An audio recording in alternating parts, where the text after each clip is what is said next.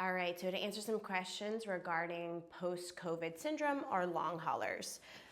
A lot of patients have it and they experience neurological issues, and the reason being is that when COVID does affect our body, it actually has a great impact on our brain. We have some wonderful research showing us where it impacts the brain.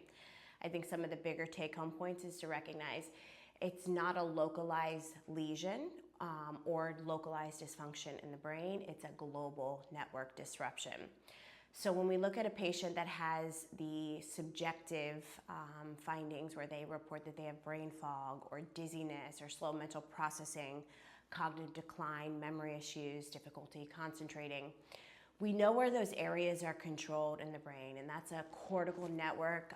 It's an area that's very complex and it fires to multiple different areas of the brain. We're looking at how the cortex is functioning, how the basal ganglia, midbrain area is functioning, and all the way down to that cerebellum, that area that allows us to predict and adapt to things really well. When we look at these networks, we kind of like to call them systems because they're very complex. What the research shows us is it's these systems that get disrupted, which is why the patient has these subjective complaints. As a caveat, when you do a simple neurological exam, you're going to miss some of these things because these things can really be quantified when we look at the systems as a whole, specifically when we're looking at eye movement systems. So the cool thing about eye movements is we know where they're generated and we know where these pathways connect throughout the brain. And a lot of them, specifically your smooth pursuit eye movements, which just means you track an object. Your volitional saccades, right? So if I have a target here and I want to look over here, which we use all day long.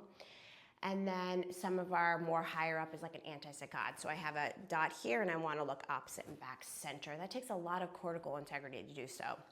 Those are the networks that we find that break down when it comes to COVID long haulers. So the main thing for patients to understand, if you're going to your physician's office, and you do a basic neurological exam, you're probably going to do pretty well on it.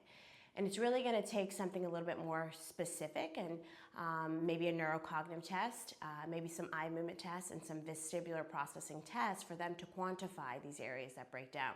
Cool thing about that is if we can quantify and say that these break down in a disorder, we can also use that to help rehabilitate the patient. And that's huge because I think there's a lot of patients out there that have been suffering with symptoms for a long time and they don't know what's going on or how to help it.